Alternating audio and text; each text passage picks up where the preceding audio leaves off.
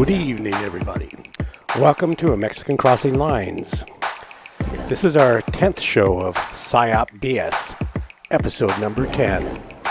We're broadcasting on KPPP 88.1 Fargo Moorhead, adding local color to your airwaves, and we're also streaming on Facebook at 88.1 FM radio, on YouTube at Duke 1517, on Twitch at A Mexican Crossing Lines. Welcome to the show. Welcome, welcome, welcome. Have I got a show for you today? It's going to be interesting. Make sure to share this with your friends. Put it on your pages, on social media. Go to kpppfm.com and check out all of the other shows from the past. We've been replaying some shows on our YouTube channel. Yep. At Duke 1517. You can find all of the past shows that relate to the topics that we are covering right now. That's right. By going to Duke 1517, or you can find them at kpppfm.com. You got it. This is exactly the same place where the people that produced the American Psyop Podcast series stole our copyrighted material from in the first place. That's right. That's right. I'm sure that they went to kpppfm.com, or they went to Duke 1517 on YouTube to take that material. Exactly. And chop it up out of context and use it for their own purposes. And also to slander us. Exactly. And try to discredit us and the work that we have done. But this is nothing new. Wes Clark and the people working around him were very much invested in trying to discredit what we were reporting because it tended to put them in a very negative light. Mm-hmm. Instead of Wes coming off as this hero worthy of worship, the likes of a saint or an angel, like he called himself, the angel Metatron or whatever the hell he was. Yeah, whatever that is. Talking about, these crazy things that he was Enoch and all this other nonsense. What really happened was that he and his veterans that went to Standing Rock put an innocent woman in jail, facing up to 20 years in prison, and killed her mom. Separated families and ruined the final years, the final year and a half or so of Mary Trujillo's life. Damages to the family, which should have resulted in lawsuits against the Veterans Stand for Standing Rock and Wesley Clark himself, to the tune of millions for what he put that family through, for what he put Kathleen Bennett and Mary Trujillo through. Unfortunately, and this is probably true for a lot of the victims of the psyop that Wes Clark participated in at Standing Rock, that whole the Standing Rock protest was itself a psychological operation. If it wasn't completely from the beginning orchestrated to be such a thing, with the blessing and the implicit or explicit agreement of the people of leadership, including the chairman, including the people on their council, and the leadership of the camp, people like Phyllis Young and LaDonna Allard and Chase Iron Eyes and Winona LaDuke, and all of the people that were working in the media, Indigenous Media Rising, Digital Smoke Signals, Drone to Be Wild, Indigenous Women Rising, Activate Now. If it hadn't been for all of those people working in tandem to perpetrate this psychological operation, then an organic movement to protest a pipeline by people that were committed to protecting indigenous sovereignty and indigenous rights was hijacked by these people. Definitely. If they weren't working from the beginning together, they definitely hijacked that. And a lot of these people are trying to reinvent themselves now. They're out there doing the junkets. They're trying to revive and rewrite Standing Rock history. And they're trying to cash in again. That's what I think, personally, I think that this American Psyop Podcast is all about. Trying to re-identify things, rewrite what happened. We've played enough shows from 2018 that has hours of basically interviews with Wes Clark Jr. And we've been playing those, and they're long shows. Some are, when we played yesterday, it was 5 hours long. But it's so much information. And we have those all on a Mexican Crossing Lines. You can go to our YouTube channel, Duke 1517. Find those in the playlist for Mexican Crossing Lines. You can also find them on our website at under programs of Mexican Crossing Lines. And all the Psyop BS shows are also on their own webpage at kpppfm.com. Now, the last two shows were all from one day of phone calls. About 6.5 hours worth of telephone conversations Yeah, that no, I had. it wasn't even all the phone calls from that day. It was just, It was from one consecutive series of phone calls that happened all together that got disconnected for whatever reason and reconnected. Yeah. But it was around 6 hours of phone calls from one day. And incidentally, where did I go? You're there. I just disappeared. There you are.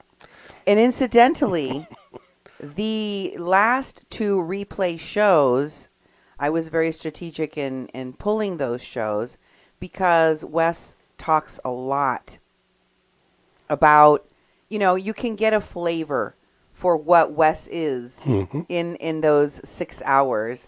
And if you listen to him, he's very much about, the 007 intrigue. Do-do-do-do. Yeah. I'm being followed by a car. Oh, no. Oh, what am I going to do? Help me. I'm the son of 4-star general. Blah, blah, blah. I need to speak to the FBI immediately. Like you have to make an appointment. Oh, they're not going to help me. There's 3 guys walking down the street. They've got a bag. And, of course, incidentally, he would also ask me every few minutes, are you recording this? Good. I make sure. Oh, good. Make sure you record this because he would give me the license plates and the descriptions of the people following him. Yeah, like you're going to swoop into L.A. and save him or something. I was always messing up his phone call acting, extravaganza, his spectacle that he was putting on because I was very much interested in getting him to cough up legitimate information. And every time I had a chance to interact with him, I was sharing with him as much as I could of what I was uncovering, what information I had, and what I was going to be talking about. And one of the things that I learned to do with this particular narcissist and with other narcissists, sick narcissistic people that were attention seekers, that were like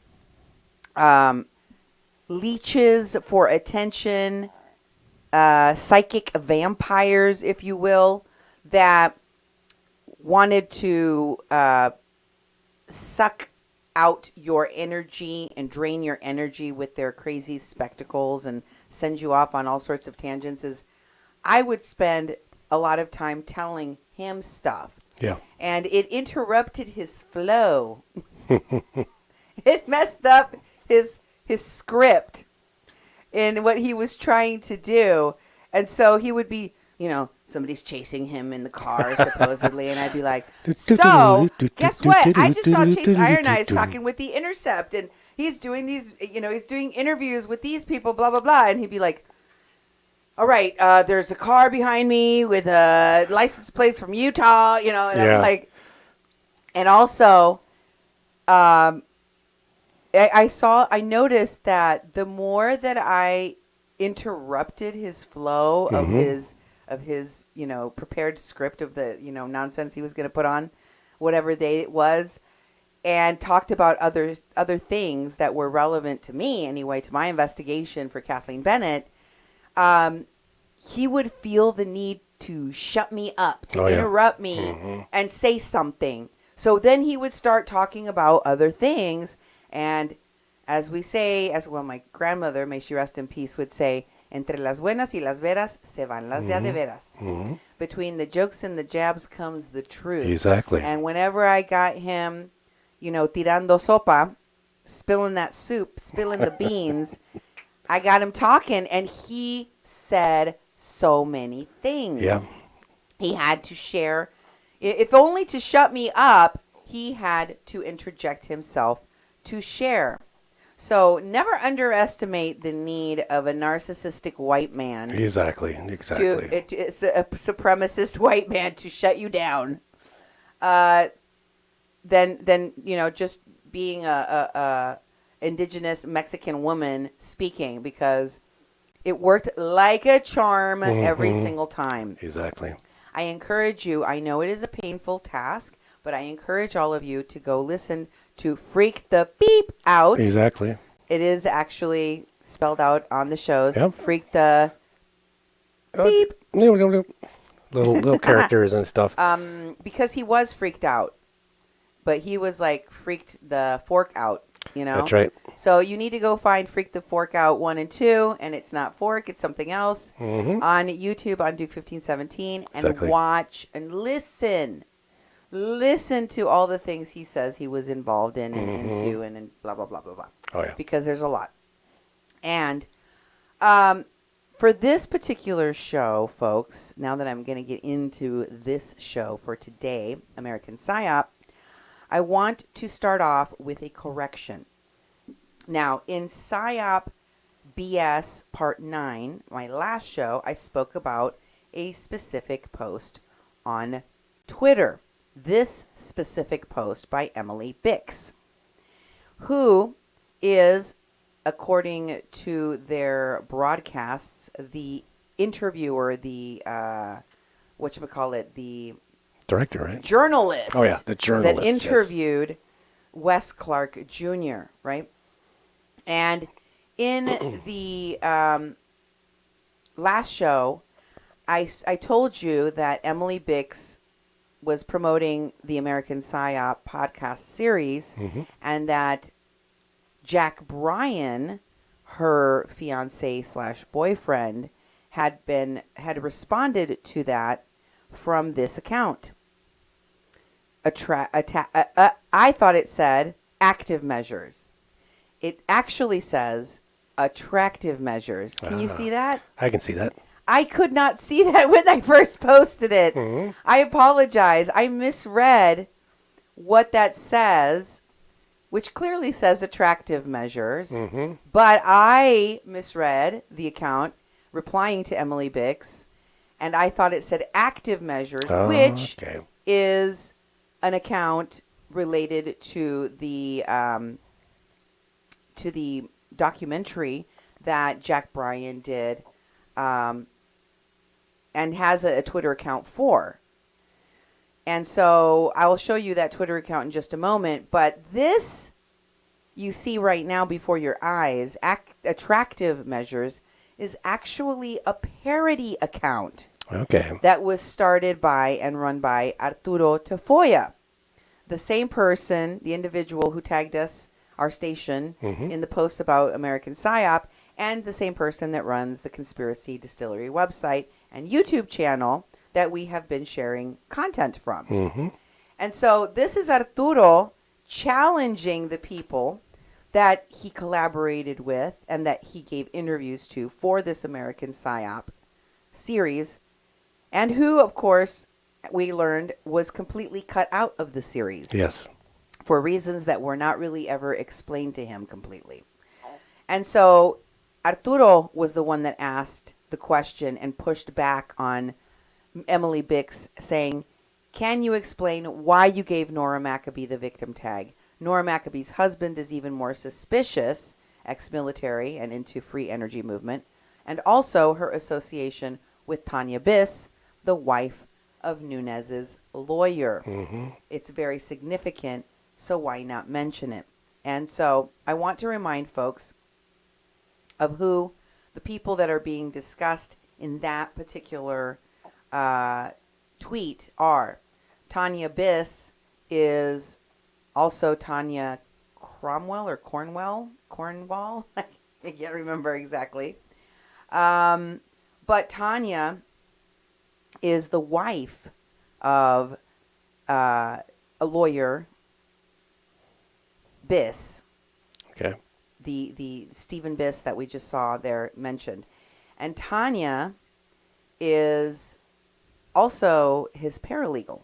Oh, okay. Which is really important distinction. She's not just his wife. She worked at the law firm alongside the attorney, her husband, Stephen Biss. And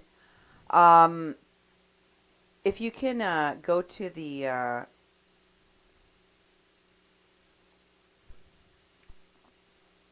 active measures account, you'll see here that this is the actual account of the Active Measures Twitter, which you can see there also has the Bunker Crew label, and it's promoting American Psyop, even though Active Measures is a documentary. Yeah. Right? And look at the tagline. This is for the Active Measures documentary. You can see that the @ for this Twitter account is Active Measures Doc.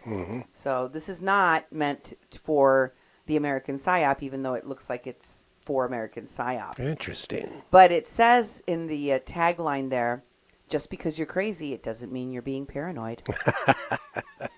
I think they're talking about Wes. I think so.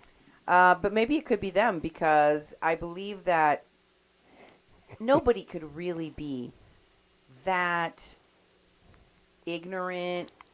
Nobody that's actually a journalist like Emily claims to be, or that's actually a documentary investigative film journalist, could have missed all of the things that even the people they were interviewing, like Arturo Trefoya, were pointing out to them. Exactly. And asking questions about.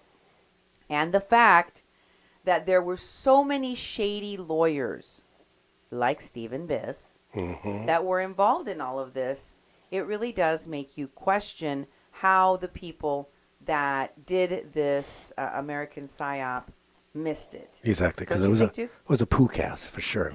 Definitely a poo cast. It was very, very, I believe it was very sloppy, And, it's been a few weeks since I listened to all the hours and hours and hours of Wes Clark Jr. droning on and Emily Bicks just inserting questions here or there, hitting audio edit, slip in some audio question that just matches what he's talking about.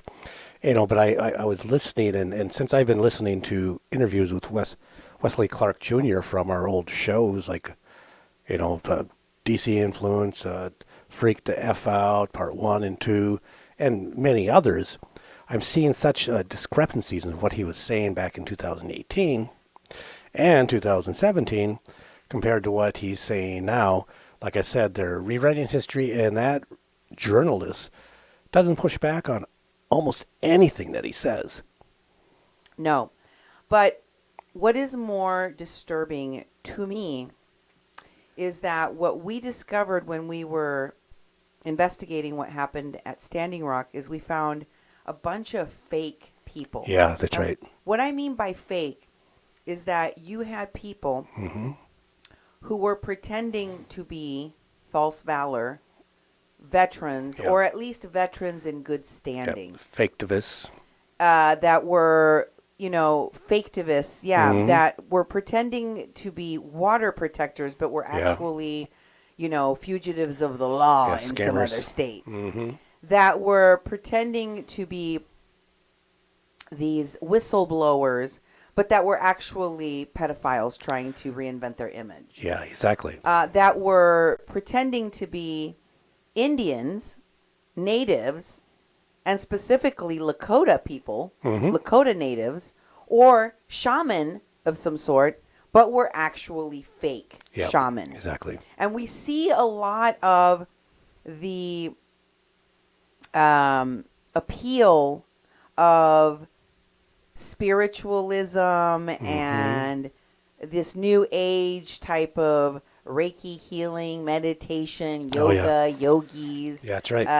Ascended masters, cults. Pay for it, spirituality, you know. Yeah, this kind of like performative spirituality, fake spirituality, a lot of which has a tendency to lead to cult behavior, to sex cults, to people dragged into these, camps where they're sexually assaulted, these festivals where they're assaulted, where people, at concerts where people are assaulted. And the fact that the leadership, quote unquote, leadership at Standing Rock were themselves from that history, like Red Wolf Pope, who's actually Chinese and a serial rapist, Exactly. and whose daddy was also a fake Indian, and whose granddaddy was also a fake Indian, all of them having allegations of sexual assault against them as well. And people like Winona LaDuke. But there was a lot of this going on. Yeah. But this is yet another example, and I want you to see that it wasn't just that these people were fake Indianing or, fake shamaning or fake activisting out at Standing Rock. They were all supported by the folks in this new age Gaia cult movement, Russian propaganda movement. Sean Stone, Wes Clark, Nora Maccoby, and all of the people behind the PR machine of Trevor Fitzgibbons and crew. And here is one of the examples of that. Again, remember when we were watching the interviews with Sean Stone and Deepak Chopra on the Watching the Hawks Russian television channel program hosted by Sean Stone that was about metahumans. Oh, that's right. We learned that Sean Stone has the Watching the Hawks show on Russian television news, and here are some of the people here's one of the people that he was engaging with, amongst others of the leadership at Standing Rock. Chase Iron Eyes also gave them an interview. We'll get to him later. Right now, we're going to focus on this lady, Winona LaDuke, the current executive director of Honor the Earth. Exactly. And who has been the executive director of Honor the Earth for probably the past decade or so, at least the last 12, 15 years. Now, in this particular interview that she is being, that is posted here on social media from January 27th of 2021. In other words, recently, Sean Stone's program, Watching the Hawks, is interviewing Winona LaDuke about the crisis in Yemen. Okay. And so you can see that she has the paraphernalia of Standing Rock and water protector stuff in the background. And she says, Yemen crisis 2K21, so 2021, and water protectors taking action. Victims of drone strike in Yemen looking to hold the U.S. accountable for losses. U.S. President Joe Biden moves to end federal involvement in private prisons. And water protectors in Minnesota fight to stop the fossil fuel pipeline. Now, why is this important? Because we know for a fact that in 2016, prior to the camp even starting, and probably even before 2016, there are, or at least there were, records from the Standing Rock Sioux Tribes leadership. What is it called? Their Tribal Council. Tribal Council minutes from their from their reports from their meetings, where they had agreed to have a paid liaison working with Energy Transfer Partners, the pipeline company that all of these folks were protesting. And that was Phyllis Young, and there was a $20-some thousand fee that she was going to be paid for being their liaison. There were plans that included the leadership, I believe, the paid leadership, in Honor the Earth and LaDonna and Phyllis and Chase, Iron Eyes, and their organizations.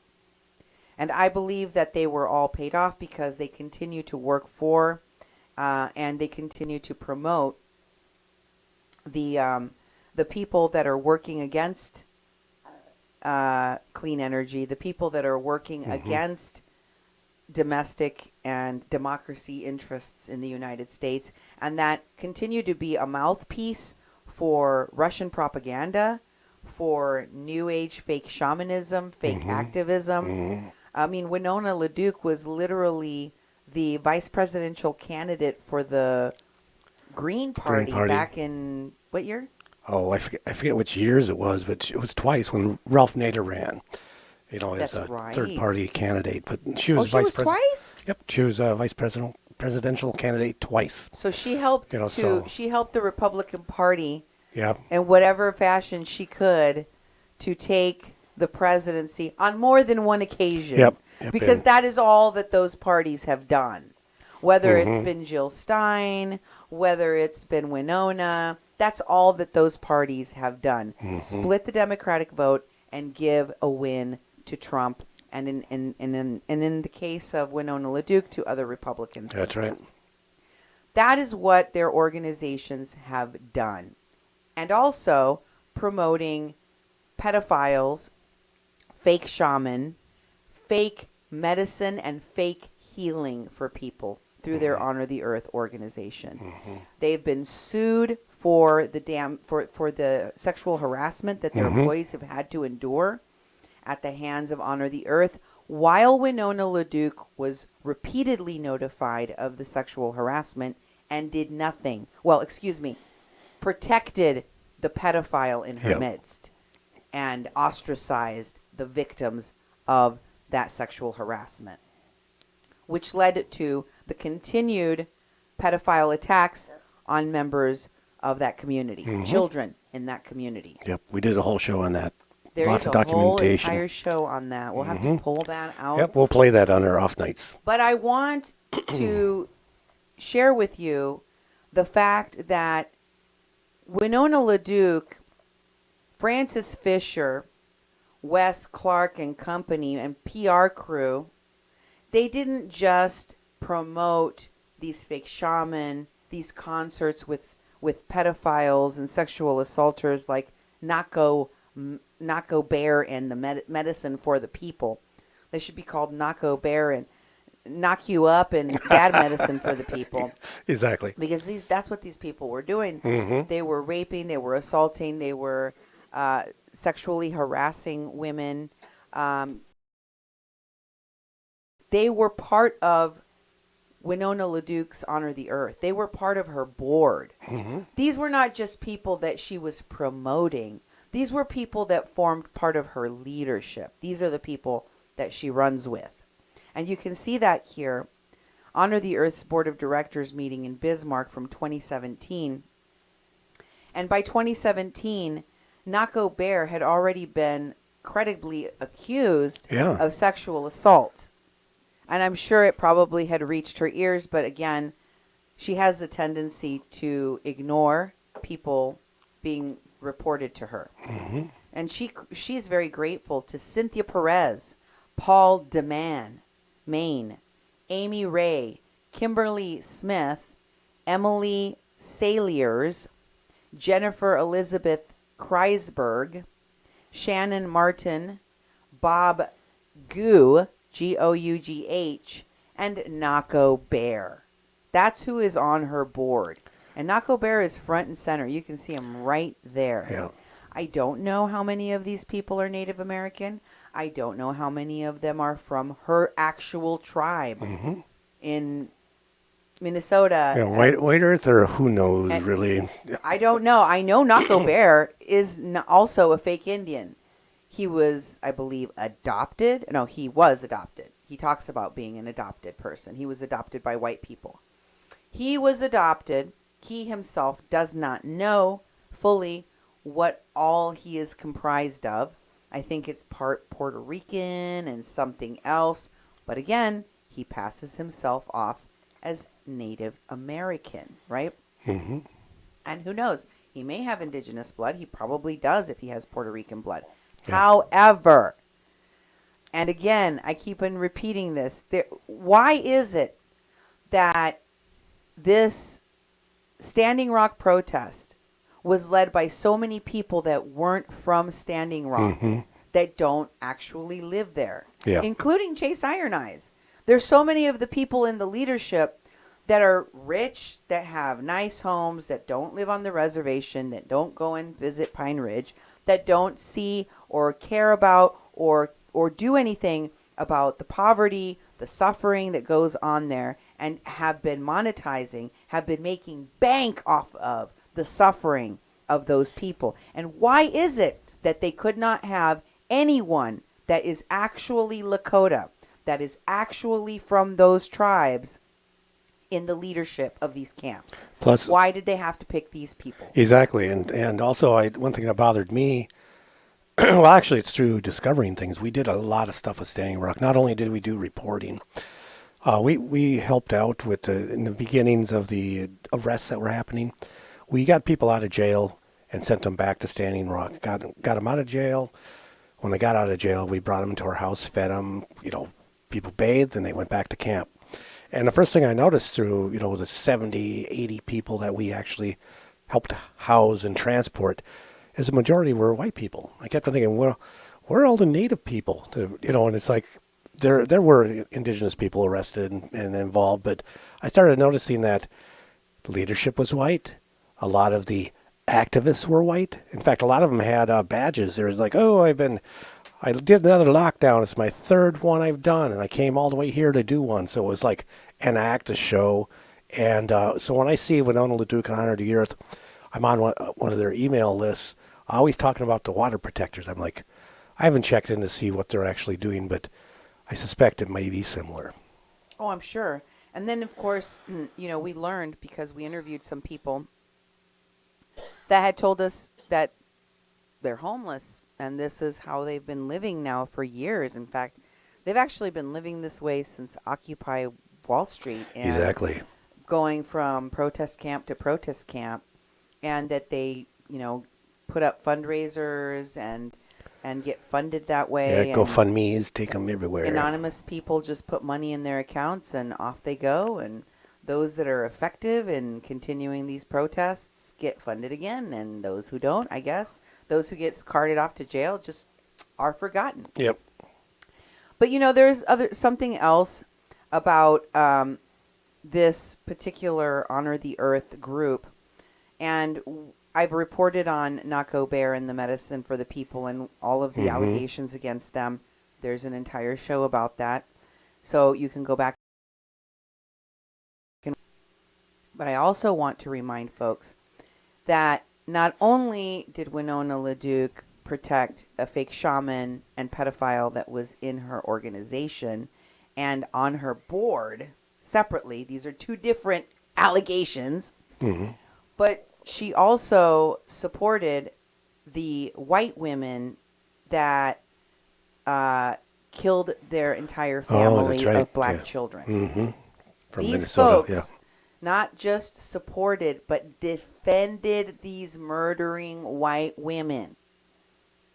Let me share with you my receipts.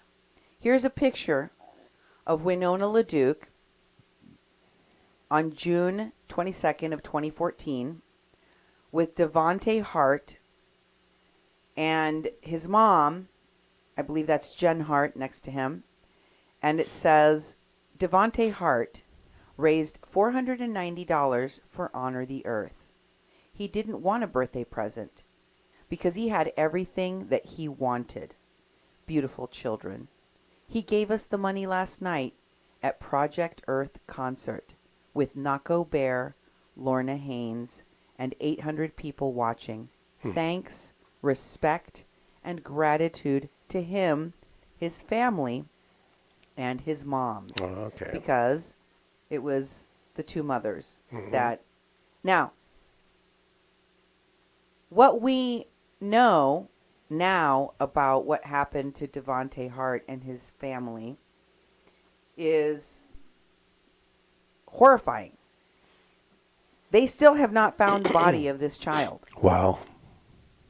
And according to this headline, they did find the remains of many of his family members after one of his mothers drove her van off of a cliff into the ocean.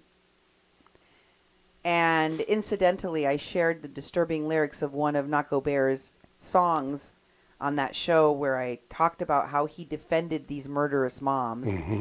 And he talked about going into the ocean. Wow. And it was weird. Their defense of this heinous crime is very, very suspicious to me. But in this headline, you see that and this is from 2019. At that point, they still had not found his remains, and I don't believe that they have yet found his remains. But people were asking, where is Devontae Hart? The boy in the viral photo where he is crying and hugging a police officer was in a fatal cliff crash, but his body remains missing. Authorities believe Devontae Hart was killed in the car wreck that claimed the lives of his family members. Wow. Because everyone died. Yeah. Because these women were fleeing from state to state as the children tried to get people around them to feed them and rescue them from these narcissistic, abusive, horrible parents that would not feed them, that tortured and abused them, and that treated them like circus animals for likes and for clout. Yeah. These were moms. These were festival moms. These were the kinds of moms that went to that park, the Echo Harmony Park in Minnesota. Yeah. In Minnesota, and went to all of these different festivals with their kids, and you saw them in that picture. He was all dressed up. Here is another tragic headline about Devontae Hart's death, where at the location in California where they drove off of the cliff. The sick, woke, quote-unquote, mom behind Devontae Hart's tragic death. I hate this headline because these women were not woke. Yeah. They were fake. They were fake. They were virtue signaling. Just because they were lesbians does not mean that they were woke. Woke refers to a term that was coined by black people talking about becoming aware of the systems of oppression, of the institutions of racism that exist in our society that, weigh on all people in a society that was founded on white supremacy. And I hate the idea that they're saying that these women were progressive and aware, because if they were aware, they would know that adopting black children for credibility is not woke. Yep, exactly. That's abuse. That's the same thing the colonizers did when they took Indian children away and put them in boarding schools. Same type of behavior. Exactly. It's the same thing that the colonizers did when they brought African children and then killed or sold their parents, and then took those children and then said they were like our family. Yeah, that's the same kind of behavior as the slave owners, not woke people. Yep. That's white supremacist colonizer behavior, not woke behavior, okay? But they were virtue signaling. They were a lesbian couple, so they were part of the LGBT community. And of course, they were embraced by fake activists and fake Indian leadership like Honor the Earth and the folks at Standing Rock, because that is who those folks really support and platform and take care of. Murderers of children, of black children, like the Heart Moms. That's who they actually platform and protect. Nako Bear and the Medicine, who are sexually assaulting women at every show that they do or did.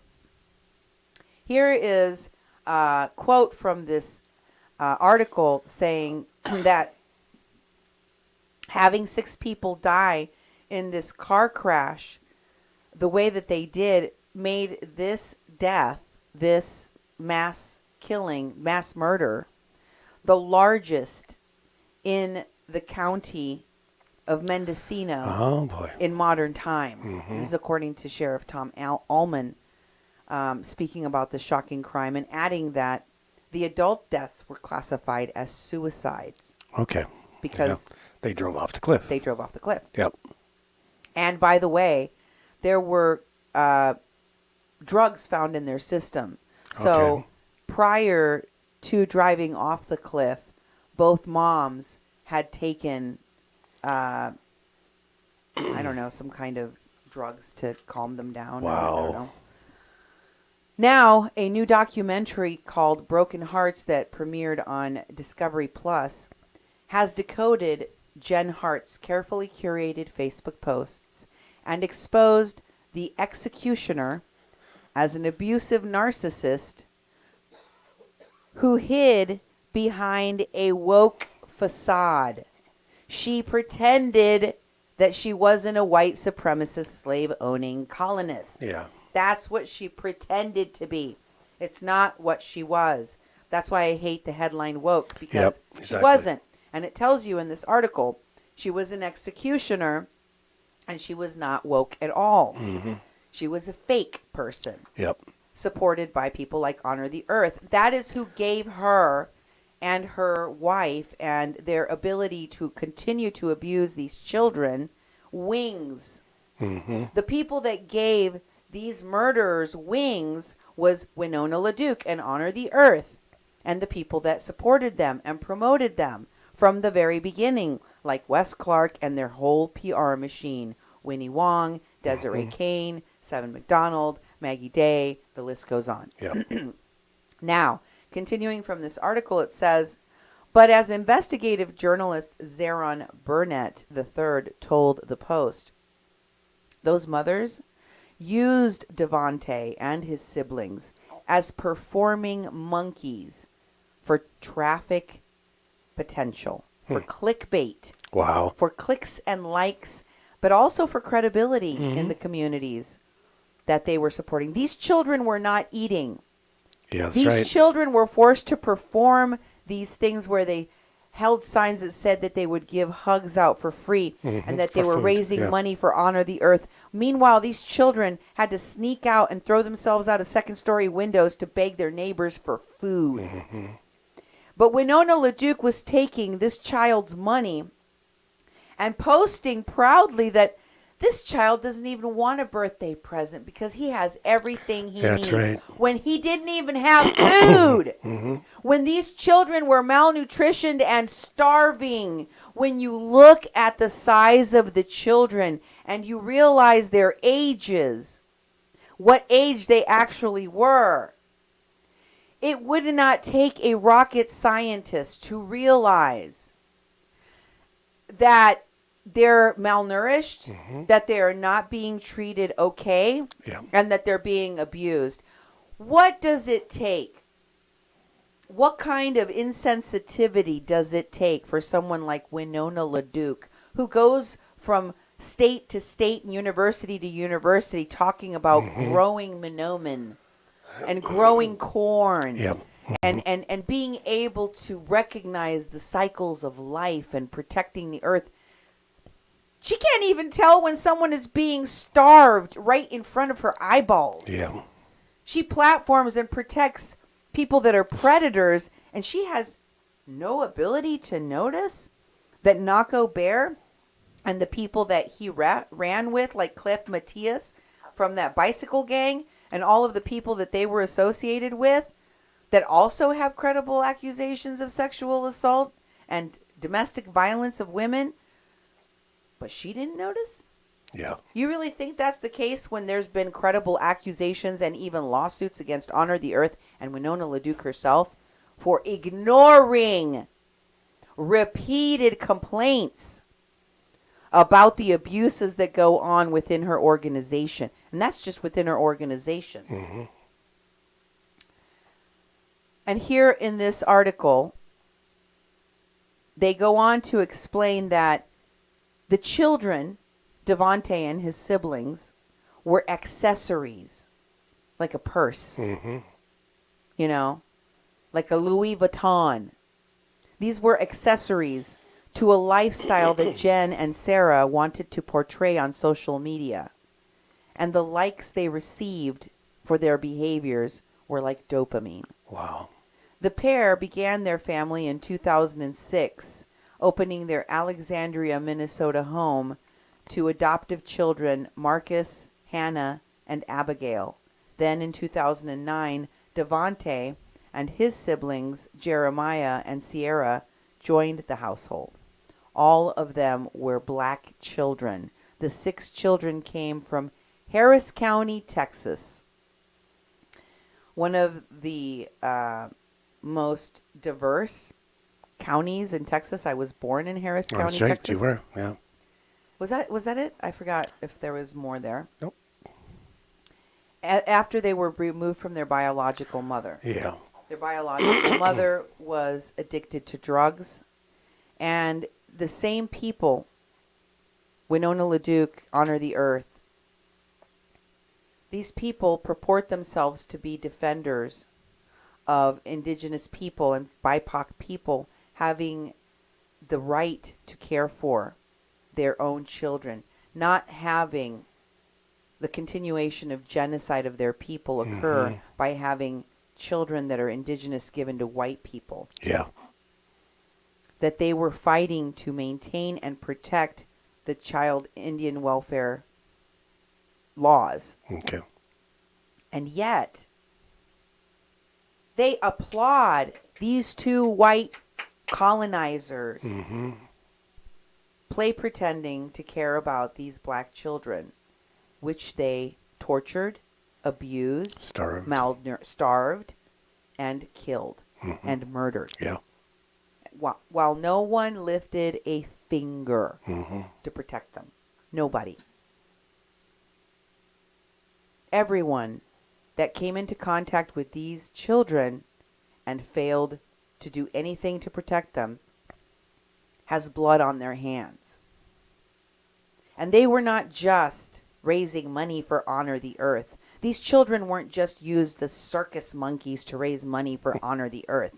They were used in political campaigns to promote the Socialist Democrats and Bernie Sanders himself. Oh, yeah, yeah. Take a look. Here's from the same article. If not us, who? Asked one dramatic Facebook post of these heart mothers. Heartless. That's what their name should have been. Yeah, exactly. According to clinical and forensic psychologist Dr. Joni Johnson, Jen Hart's virtue signaling didn't seem right. Featured on Broken Hearts, the documentary on Discovery Plus, the expert says, on the surface, it looks like, oh, it's all about my kids. But between the lines, there's just this constant theme that if it wasn't for us, these kids would have ended up who knows where. Over a cliff. And you see that they're asking for free hugs. Embrace the revolution. Oh, boy. For Bernie Sanders. And it's got a little image of Bernie's Bernie on glasses. there. Yeah, you're right. The same free hugs, embrace Bernie Sanders BS. They went on to continue that whole free hugs thing after Standing Rock and after the murder of these children. They just had other water protectors do it. Mm-hmm. They had other people take that role in their traveling circus. Mm-hmm. And if you can go back to that article, The Revolution, I would like to show you. That one? Yeah, can you scroll down on that picture, or is that the end? I think that's the end. You sure?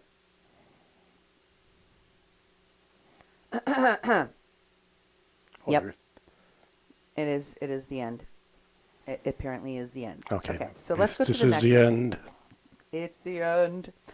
So I want to show you this image again from the post of Winona LaDuke.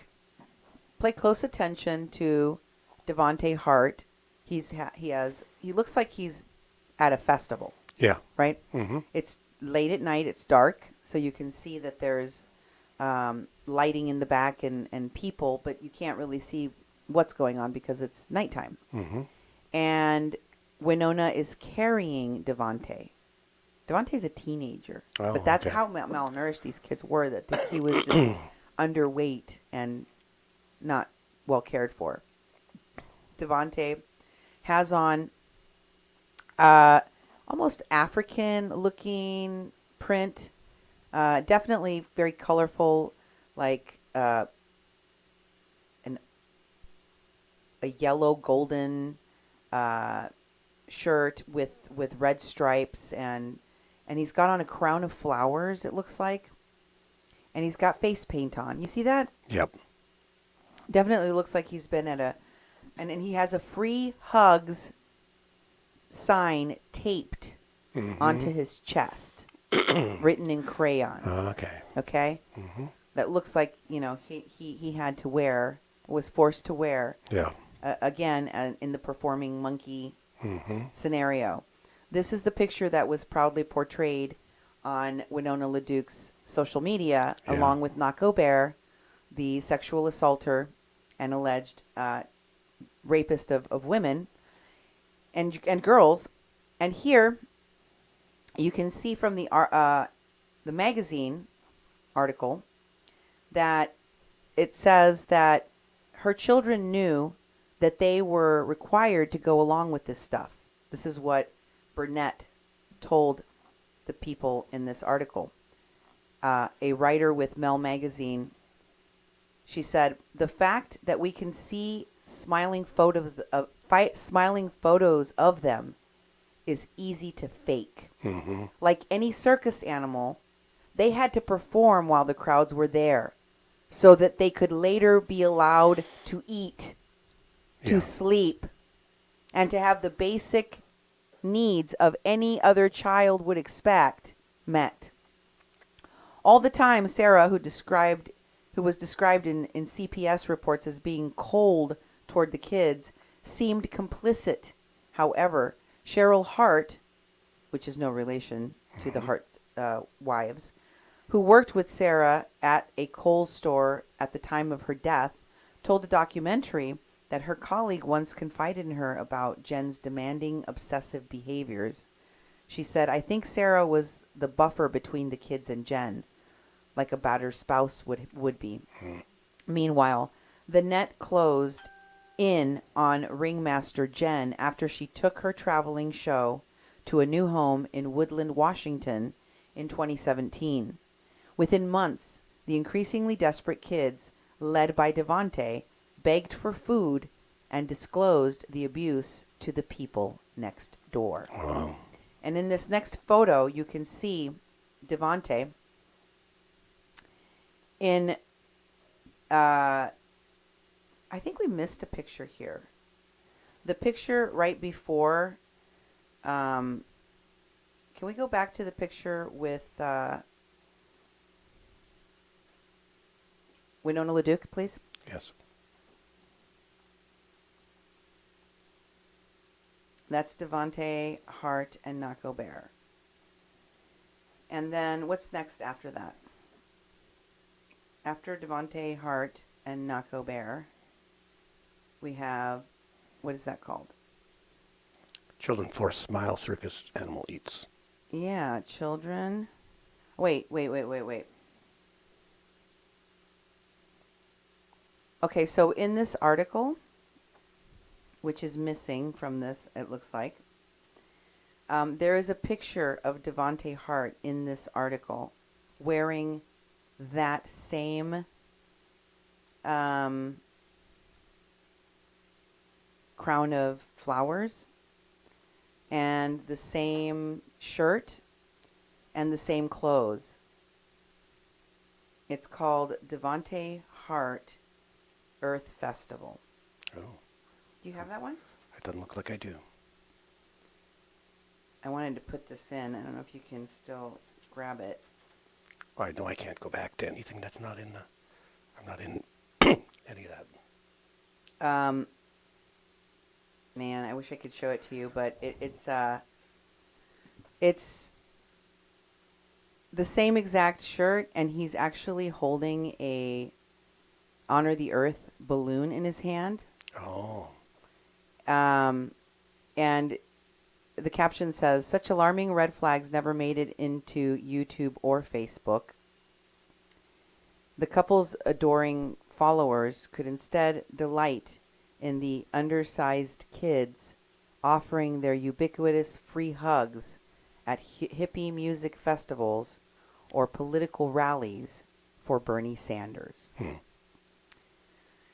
It's so disturbing that I really wish that this picture would have made it in, because to contrast that with the Honor the Earth photo that you just saw of Nako Bear and Winona LaDuke sitting there holding this undersized child.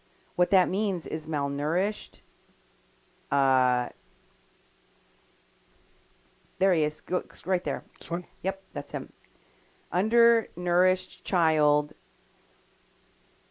This petite little kid that has been starved, performing so that he could possibly eat later on, so that he could possibly get to sleep and be cared for and not abused and not tortured. There he is, from the article, wearing the same exact clothing as in the picture from the festival, where he didn't get a birthday present because it's his birthday. Instead, he raised almost $500 for Honor the Earth. And Winona LaDuke and Nako Bear, these people that protect pedophiles and hide fake shaman within their organizations, took this boy's money, this starving boy who was later murdered by those same women. Wow. That paraded him around like a circus freak. That's how these children were treated. That is what Winona LaDuke was celebrating. Wow. That is what these children were subjected to. They weren't just children that were trafficked, taken from their family because their the mother had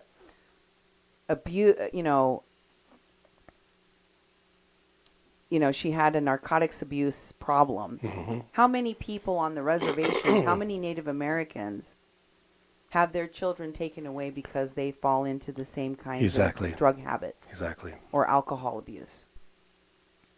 And yet, Honor the Earth and other organizations purport themselves to protect those children from being taken from their communities and from being colonized, right, by white people that do not represent their traditions, their history, that will teach them how to be Native American children, that will teach them how to protect themselves from the world that they are in as black children.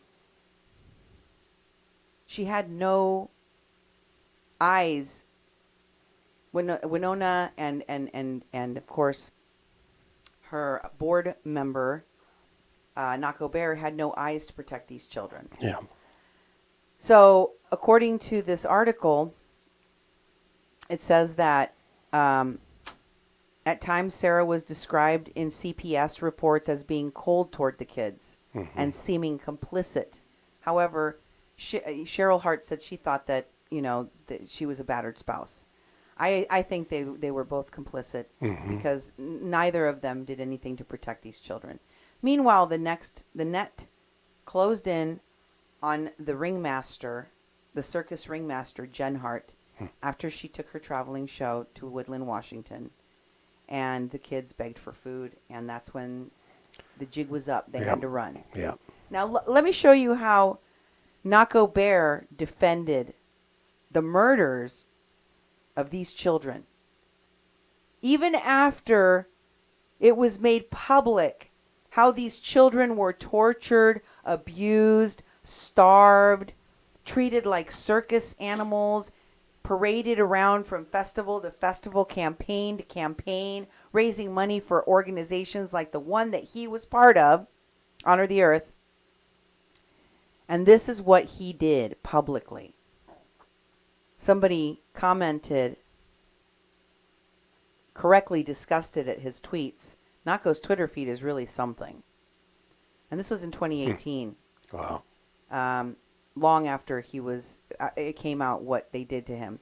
Kristen Rawls tweeted that, and she said, "This really troubles me. It sounds like Jennifer and Sarah Hart may have claimed there was a history of ED to explain why the children were so malnourished." So these mothers not only malnourished, tortured, and abused their children, they made up fake diseases and conditions, medical conditions, to account for the fact that the children were so tiny and malnourished. Wow. And Nako Bear's response to a posting about the indications of the children that were involved and what was wrong with them, how they were treated and abused, was a response from Nako Bear saying, "It sounds like you need more hugs." Huh. Sounds like you need more hugs, bruh. Those adopted kids loved my music. Wow. Because I was adopted too. Devontae wore hugs signs as a choice he made on his own. The other kids, let him be. There's a lot of dope fam out there, like this one we all grew up with. Think before you judge. He's defending this deranged, narcissistic, abusive, fake progressive. These women literally treated these children as accessories for likes and credibility. And I mean, this is modern slavery. This is modern trafficking of children. And Nako Bear said, "This is a beautiful adoptive family. What are you talking about?" Yeah. Here's another one of his posts defending this disgusting behavior. Brutal and Savage responds saying, "Sorry, but that actually adds to the fuel in the fire, since it's been proven that abusers are disproportionately likely to be child sex abuse victims themselves." And so he is responding back to Nako Bear saying that these kids were abused and their moms were probably also abused. Not that gave them license to do what they did. And Kristen Rawls, once again, is tweeting all of this saying, here, Nako is asking his fans to attack people challenging the flowery stories of these murderers and his aggressive position to protect the parents, the murderers, the white women that killed these children. And so here Nako says, "You sound like a textbook broken machine, lol. Medicine Tribe," that's his followers. I see. He calls them the Medicine Tribe because they're Nako Bear and Medicine for the People. Medicine Tribe, he says, Go ahead and tell this fool off. Do you even tour, bruh? Do you even go to the festivals, bruh? Got fam you travel with, bruh? Dis fam was fam. Dis was my fam. If you ain't hip to diverse, unique fam in dis world, you need to get out and check the world. Hashtag defend the hearts. Wow. He defended the murderers of these horrible human beings. If you thought you could not be more revulsed by the things that these people defended, publicly and openly defended, here it is for everybody to see. And I want to show you why it is so easy for Honor the Earth, their board members like Maccoby and Winona LaDuke herself, to support and defend these kind of fake people that do so much harm to the communities that they're in. Yeah. That's what she comes from. Her daddy is a fake shaman. Check out this from an article about the swindling swine, which is what they call the people that are these fake shaman. The 4 swindling swine. The bear tribe of Sun Bear, Vincent LaDuke, which was picked up and transformed into Four Winds Institution of Bad Gas by the likes of Phil Lane Jr. And you've seen Phil Lane Sr. in that Unity poster with Tulsi Gabbard and Deepak Chopra that I was showing you earlier. Yeah, these are all people that fall into the same category. Phil Lane Jr., incidentally, who holds claim to the Crazy Horse's pipe bundle, but who has no leadership in his ancestry, yet claims to be a hereditary chief. That has been transformed into new forms of rainbow warriors, where some are led by First Nations people, is migrating into the Idle No More movement through obscure symbology, fluffy words of zealots embedded into net media message to invoke subliminal seeding for unsuspecting, uneducated, ignorant prospects to capture awakening minds. Wow. Does this sound familiar to the stuff that I told you? Do you remember from the Conspiracy Distillery that Arturo Tafoya hosts? We shared with you a video about one of these leaders, these yogis that the Russians were studying because they said the Americans and their ability to just lose themselves in these movements and ignore all of the atrocities happening around them and focus on meditating, looking down at their belly button and meditating and ignoring what's happening around them. That those people are useful idiots, that those are the things that they wanted to study because they're able to swindle people and get them to do whatever they want, really. They're primed to enter into the cults. And here's a little bit more information about Sun Bear, Winona LaDuke, Vincent LaDuke, the daddy of Winona LaDuke of Honor the Earth fame. It says here that people had a problem with this guy. This is exactly the problem, says Nilak Butler, an Inuit activist working in San Francisco. Sun Bear says he's not revealing some sort of secret Indian ways whenever there are Indians around to hear him. But the rest of the time, he is the most Indian guy around to hear him tell it. Okay. Whenever he's doing his spiel, anyway. But you see, if there was any truth to his rap, he wouldn't have to be running around starting new tribes and naming himself head honcho and dues collector. He would be a leader among his own people. Yep. The thing is, says Rick Williams, a Cheyenne Lakota working at the University of Colorado, Sun Bear isn't recognized as any sort of leader, spiritual or otherwise, among his own people. He's not qualified. It takes a lifetime of apprenticeship to become the sort of spiritual leader that Sun Bear claims to be. And he never went through any of that.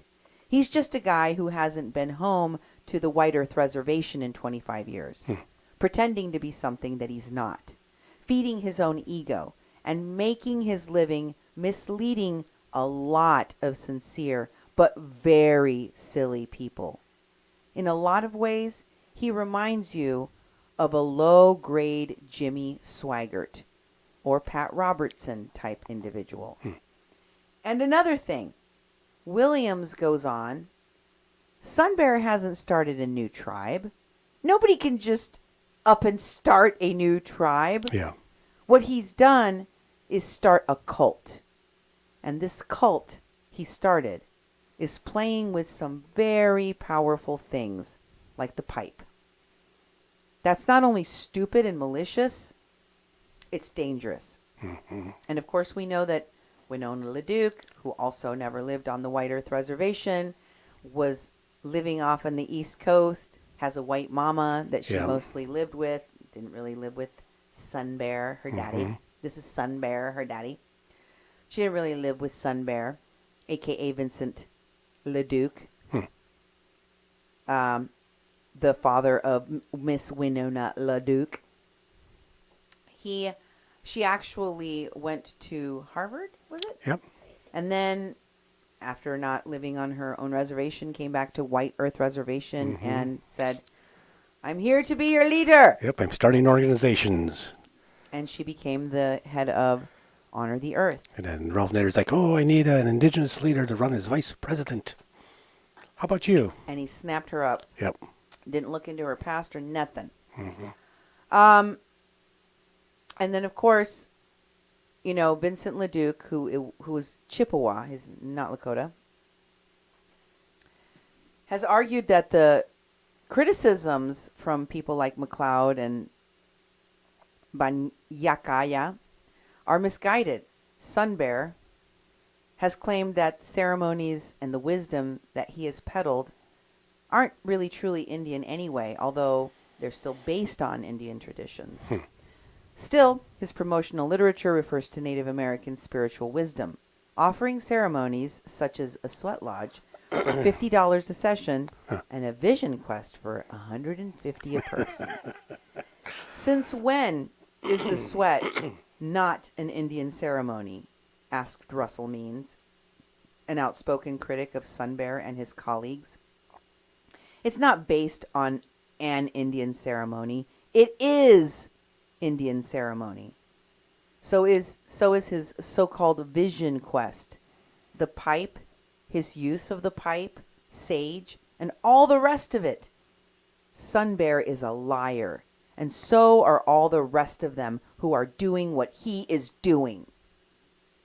All of them know good and well that the only reason anybody is buying their product is because of this image of Indianness that they project.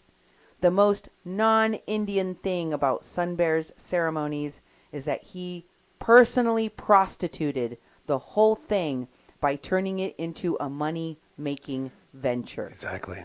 Sun Bear also contended that criticism of his activities were ill-founded because he has arrived at a spiritual stew of several traditions. His medicine wheel was Shoshone, and his herbal and other healing remedies accrued from numerous peoples, while many of his other ceremonies were Lakota in origin, and because he started his own tribe, of which he pronounced himself the medicine chief. Of course, membership in his odd new entity, composed almost exclusively of white people, European Americans, comes with a hefty price tag attached.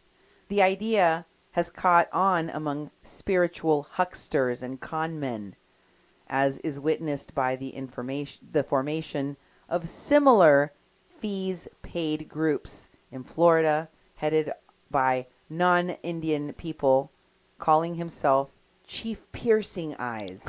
Ooh, is that relative of Iron Eyes? Maybe. Yeah. Oh, that was Russell Means. Russell Means speaking out against against his fakeness. But, Russell Means is gone. Yep, he is. And there are other spiritual leaders that have called out these fake hucksters. Mm-hmm. Here's somebody, Jacqueline Keeler, who is actually a collaborator in an organization with Desiree Kane. Oh, yeah. Who has supported and defended Desiree Kane, as far as I can tell, as someone that she finds to be credible.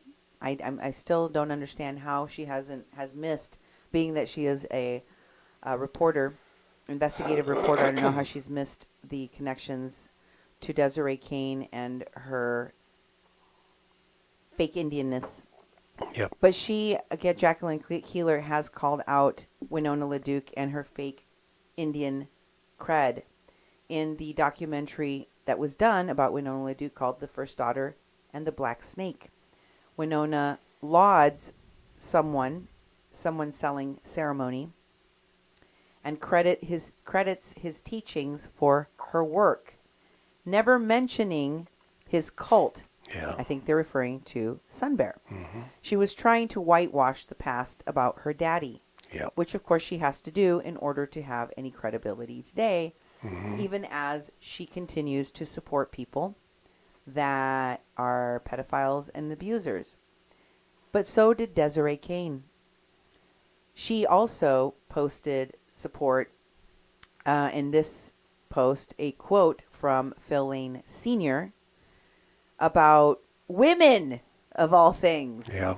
Here's Desiree Kane telling you from one of these fake shaman, the 4 swine swindlers, Phil Lane, what his thoughts are on women.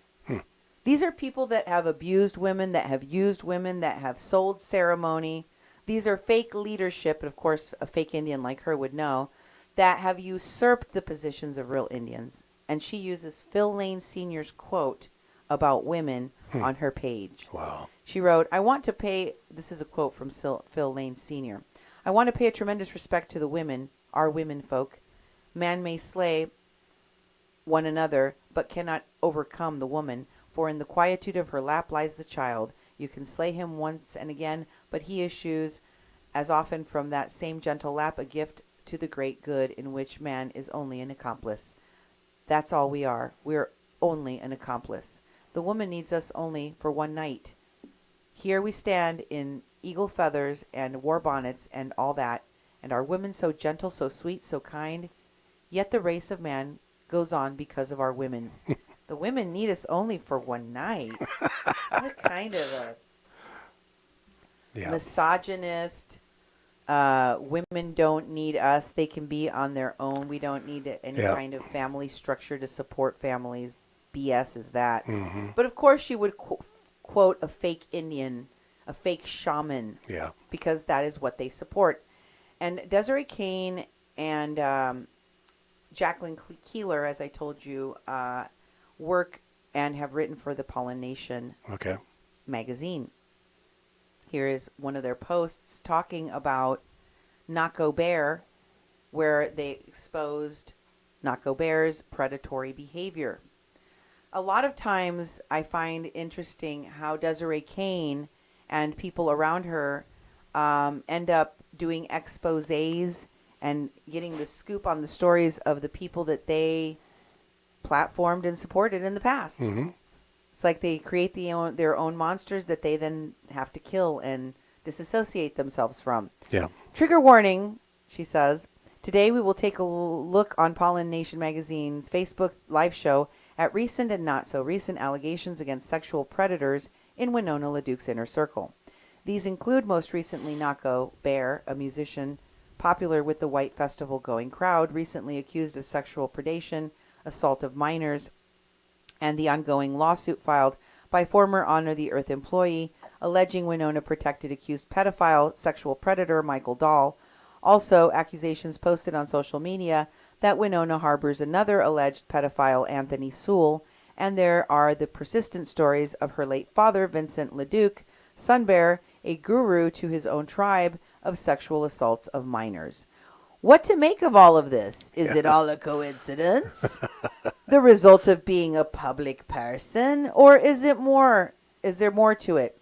We'll take a look at what is publicly known, published, and the lawsuit. Let's talk about Winona LaDuke, Naco Bear, and sexual predators. Well, we can all do an analysis of what we've learned, and what I've seen over and over again is that these fake people trying to reimagine themselves in their new PR world, in their new PR image, that are supported by people like these political campaigns and these NGOs and these movements for climate action and green energy, that like Wes Clark and his daddy and these people that are fighting against these pipeline or are working with the pipeline. All of these folks have a monetary incentive. Most of them are fake progressives, fake shaman, fake Indians in many cases. And it's all performative. Yeah, for sure. And Winona LaDuke is, also posting about defending for her organization in defense of herself, and calling out Desiree Kane of the Pollen Nation, that same publication that Jacqueline Keeler used to expose her, and says, I believe that we should keep a good mind and good words. That's not always the case on Facebook. I see a lot of people who hide behind their keyboards saying a lot of mean things out of cowardice. Mean things, calling you a protector of pedophiles. Yeah, no that comes from a daddy who is also a pedophile. That's not mean things. That's like history and facts. Please don't hide your name behind the Indian problem. That's Desiree Kane. She's sort of a provocateur who came out to Standing Rock and hijacked that website. I met her once. No idea why she hates me. Or maybe it's someone called Pequot Bitch, who has a lot of mean things to say too. Hold your heads up and use your name. I do. I notice a few people have a lot of mean things to say about me and my work, family, and organization. Sort of sad. Here's my thinking. For those of you who are interested, I'm going to host a healing and reconciliation circle. I'll do this in California or in Minnesota. I'll help make it happen. Inbox me, and I'll work with the matriarchs who want to help talk about how we get well. There are people all around us who need healing. And just to say, there are a lot of people I work with, and at Honor the Earth, most of us work 70 hours plus per week for Mother Earth. For 6 years, we have stopped Enbridge, the largest pipeline corporation in the world and the third largest corporation in Canada.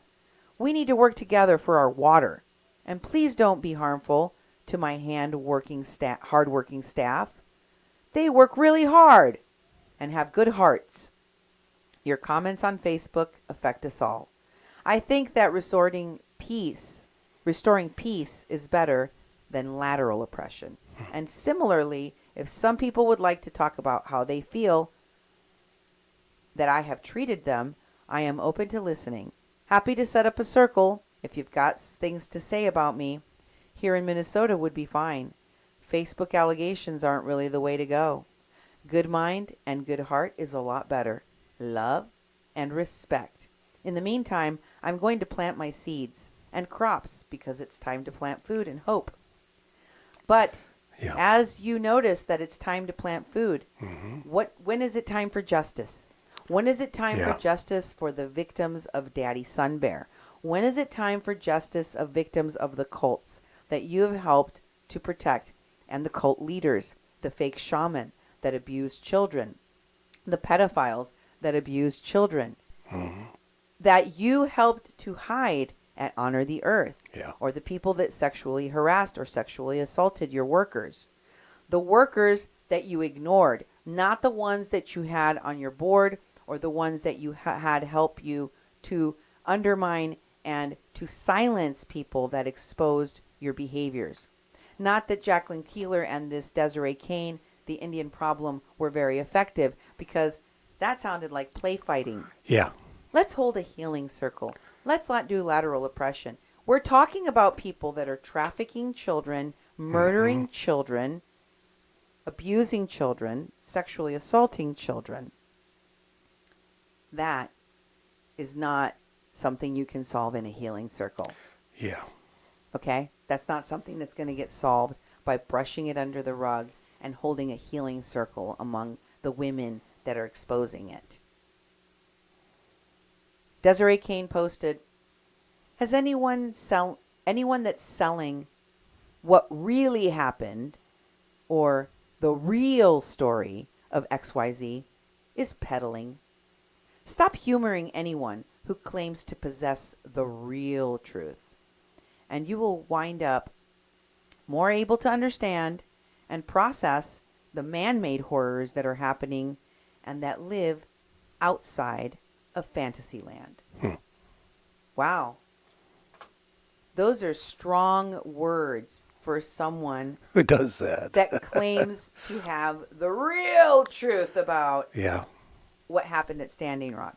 The real truth about all of these people that her PR team and the people that she was working with, going all the way back to Netroots Nation, but continuing to the people that worked with Occupy Wall Street and the people that worked in the PR team of Trevor Fitzgibbons and the people that worked for Bernie Sanders, all the way up to the people that went and committed an insurrection on January 6th, that she continues to want to protect and defend by saying that instead of holding those people accountable, we should reach out to them because they're part of a cult.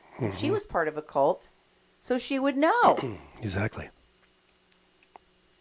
And she says in this other post, yes, I am the same Desiree Kane that was named in The Guardian as part of the anti-Trump resistance in 2017 due to my long and ongoing work. Does that mean I'm still anti-Trump in 2023? Also, yes. Huh. Does that mean that you're going to find me on Twitter threads defending Tulsi Gabbard, talking to people that follow for Jato Blow, the rap singer for Trump? Also, yes. Does that mean that you're going to find me defending the people that committed an insurrection and that they should be treated with kid gloves, and instead of being ostracized for their behaviors of white supremacy, racism, and continuing genocide, that we should embrace them and reach out to them because they were people that were part of a cult? Yes, also her. She's all of those things. Yep. Check out this post by Mark Pitcavage. I don't know who he is, but he posts about the activists that were shot and seriously wounded and a police officer before he was also shot by police. In this incident, other activists set a police car on fire. Atlanta protests against shooting death of activists briefly turns violent. This is the Cop City protests and killings that were happening in Atlanta, Georgia. Okay. And in response to this current story of protesters being maimed and killed, protesting against state government violence, this is what she had to say. Did you go to the bottom of that post? Yeah. That was the end of that? We'll have a look. I'll double check. Because I don't think it was, but you didn't really scroll up. Oh, no, there's more. No, yeah, there's more.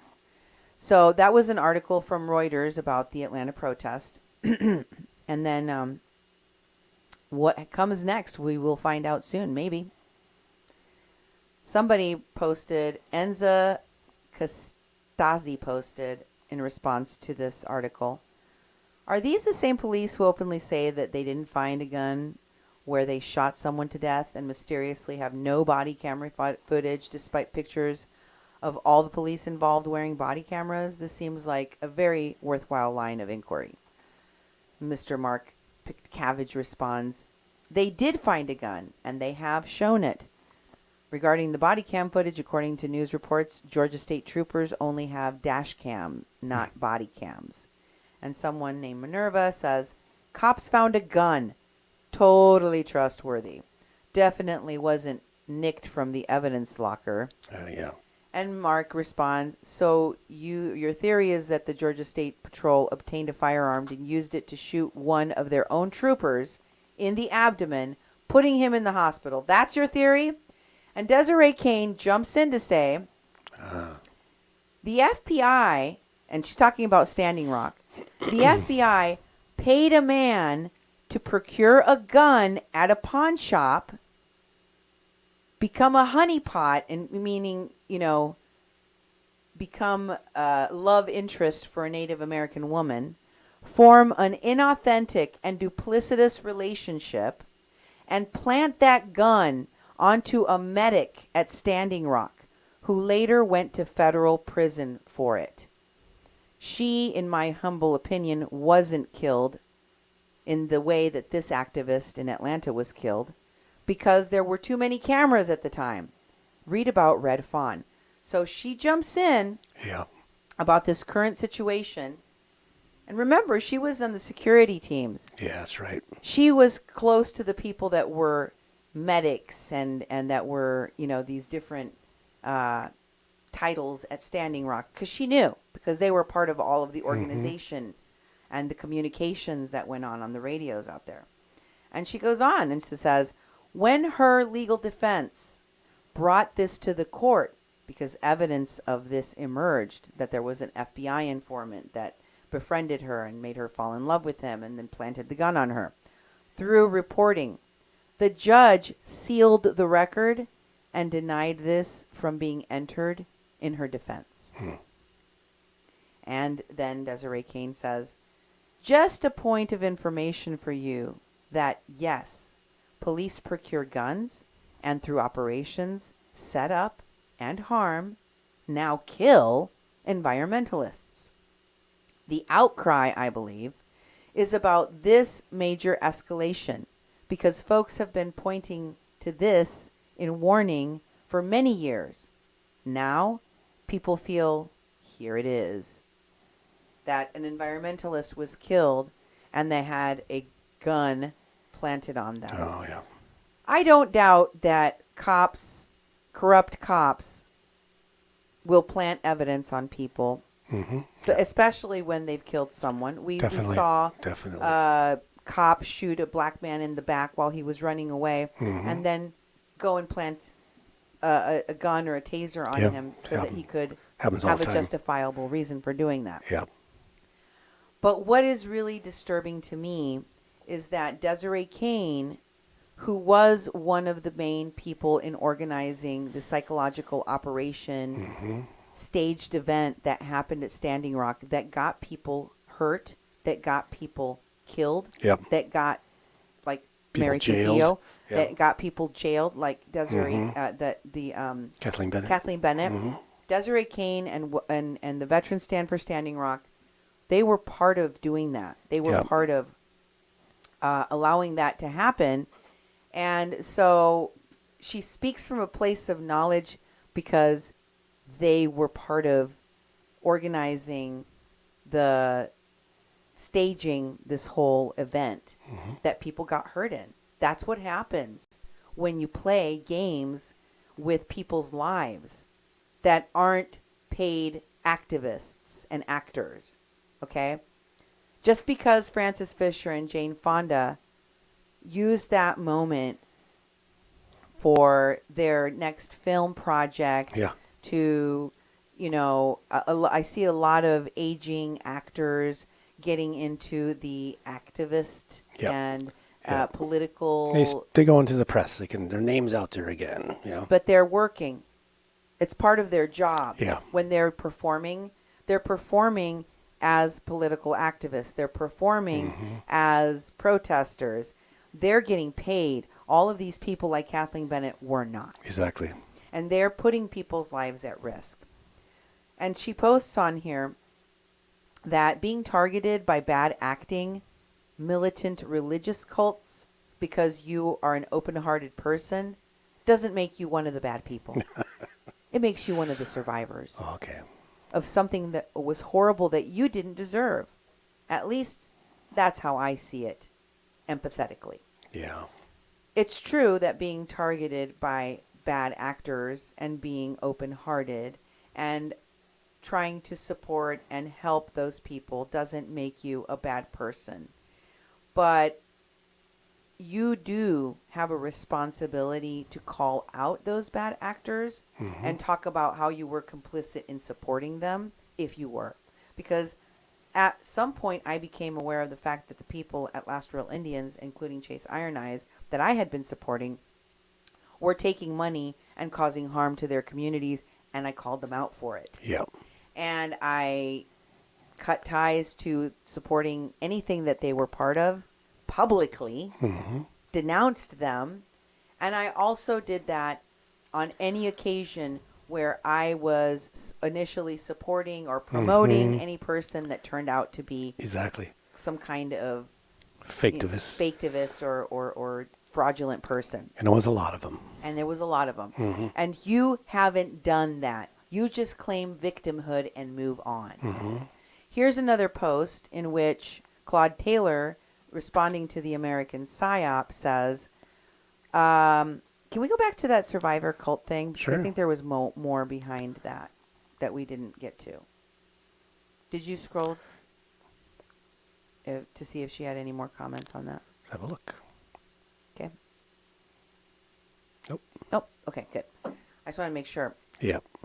This is the one by Claude Taylor with response to American Psyop, posting that people should subscribe to their podcast series and hear the story of Wes Clark, the son of four-star general, who was targeted and manipulated by the far right wing, the right-wing network that went on to do the same thing to America. Right-wing network. Right? Claude Taylor says, wow.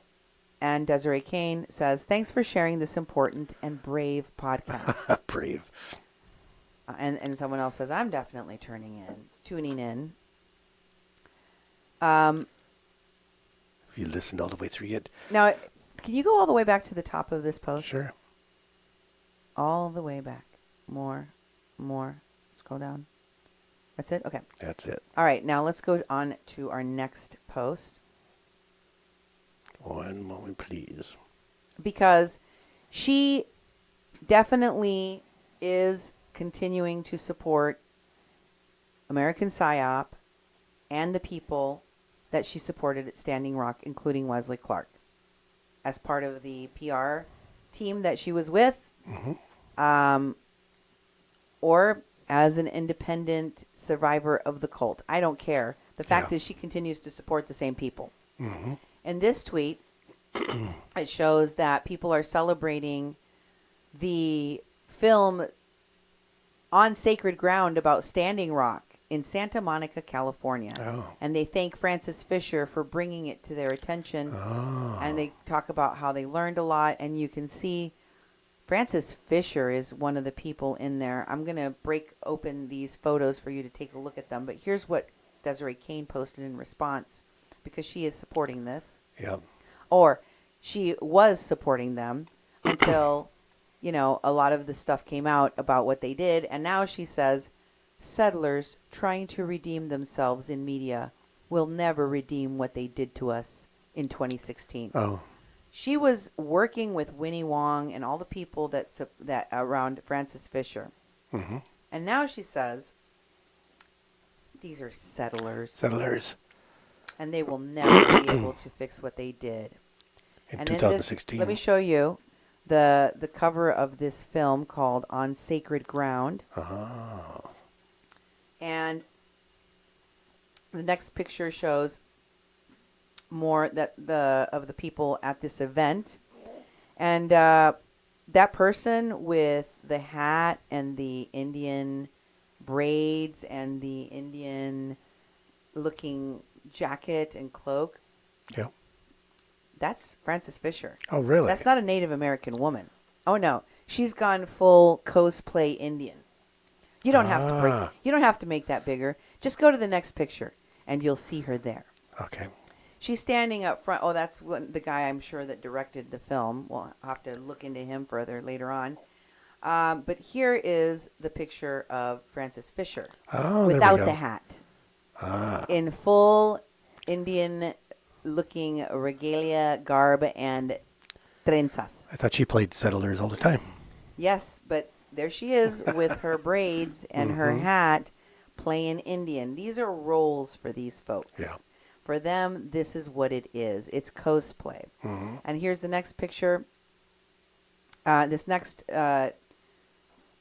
tweet by Desiree Kane, they talk about, she talks about how they won't be able to redeem themselves. And if you scroll down, she has more to say after they posted the link to the movie.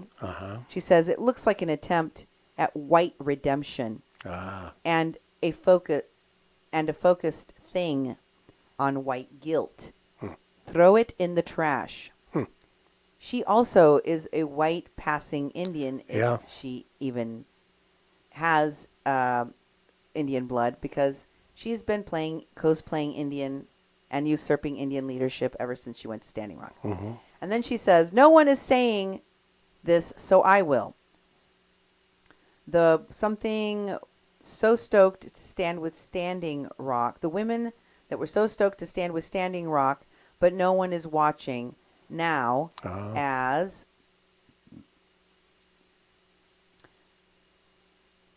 so the world was so stoked to stand with Standing Rock, but no one is watching now as the movement loses many lives.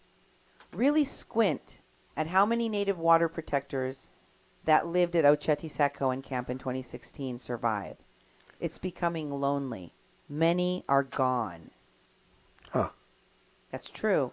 Many of them are in jail. But also, many of them are gone. This is from January of 2023. Okay? That's it. This is recent. So she continues to support that, but she also is doing these TED Talks with Dave Troy, Steve Hassan, Jim Stewartson, and of course Desiree Kane. And you can see that this channel, this podcast or this TED Talk, is for trusted information about child sex abuse and trafficking. And you can go and donate to them at polarisproject.com. If you scroll down on this photograph, you'll be able to see, I think maybe it's the next one. This is the description for their video, for their TEDx Mid-Atlantic on dismantling QAnon. One of the other videos, they did several different videos with Hassan and Desiree Kane. And Dave Troy runs the TEDx Mid-Atlantic. So this is basically his channel. I see. And it says this was posted on October 22nd, 2022. You can see that they talk about how they are doing a series for defending democracy from unethical manipulations, and they're honored to bring a very special 90-minute program explaining what's behind the QAnon movement and looking at where it came from, its true nature, and how they can end it safely.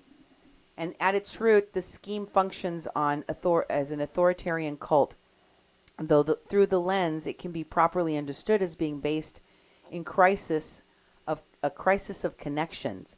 During the pandemic, when so many people are feeling disconnected and off balance, we are more susceptible than ever to undue influence and unethical manipulations.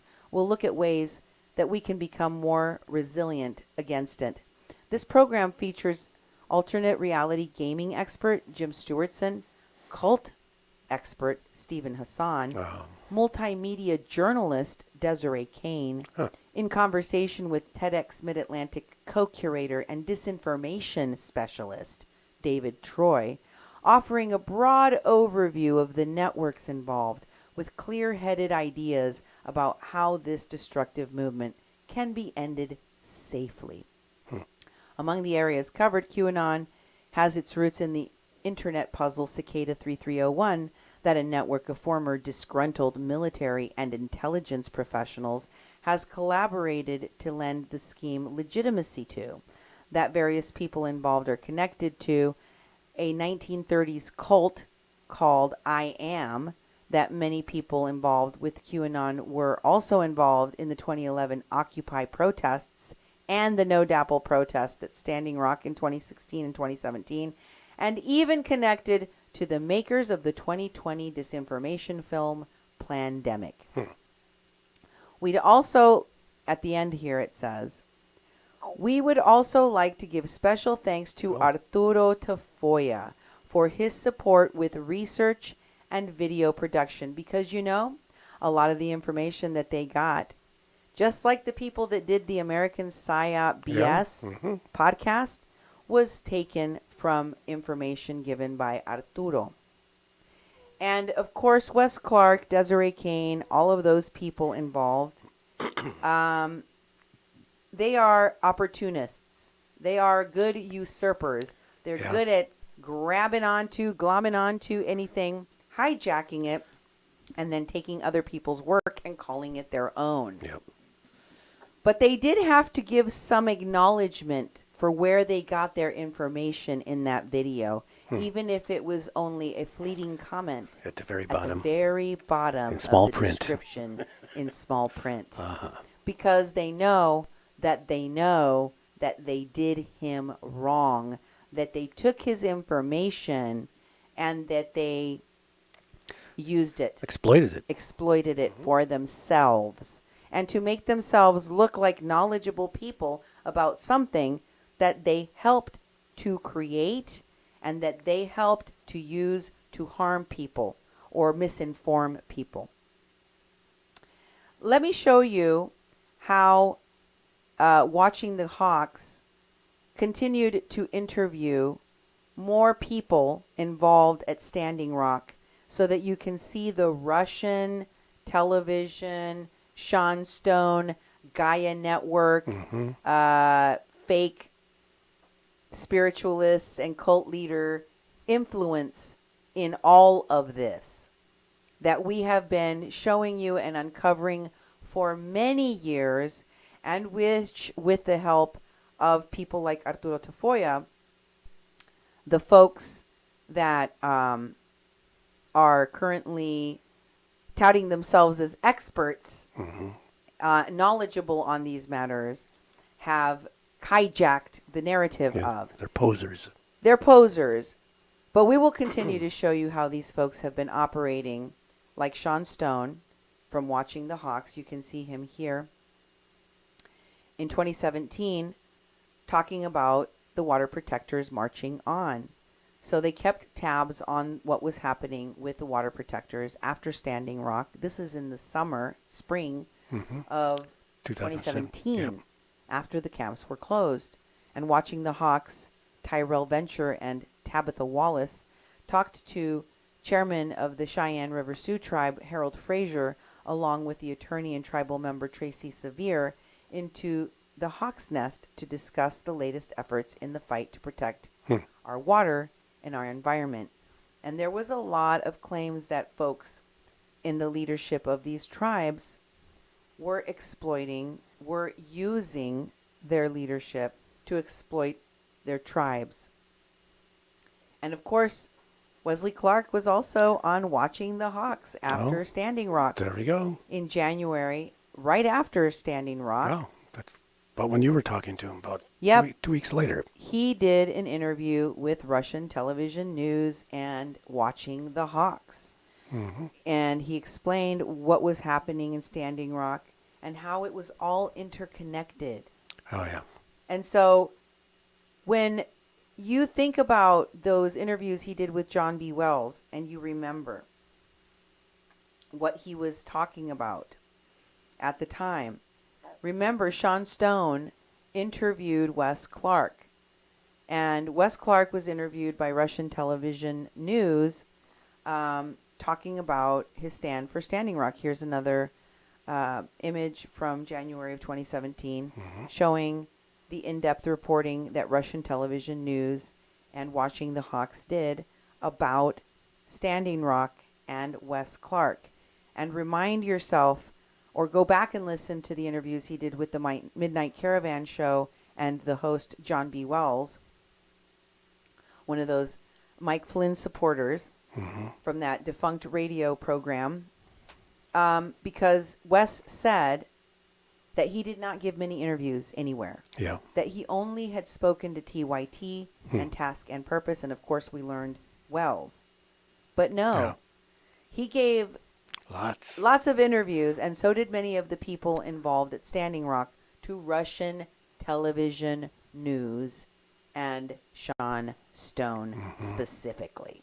Yeah. And we will be bringing you more information on how those connections, the fake shaman, the people in the media that are Russian propagandists, and how all of the people connected to Cicada 3301 and the QAnon movement have ties back to Wes Clark and ties to the people surrounding Sean Stone and Nora Maccoby and the PR machine that is Trevor Fitzgibbons and his allies. Next time on A Mexican Crossing Lines with your host, Cindy Gomez-Schempp. And Duke Gomez-Schempp. You're listening to 88.1 FM KPPPLP Fargo Moorhead, where we are adding local color to your airwaves. Thank you and good night. Definitely.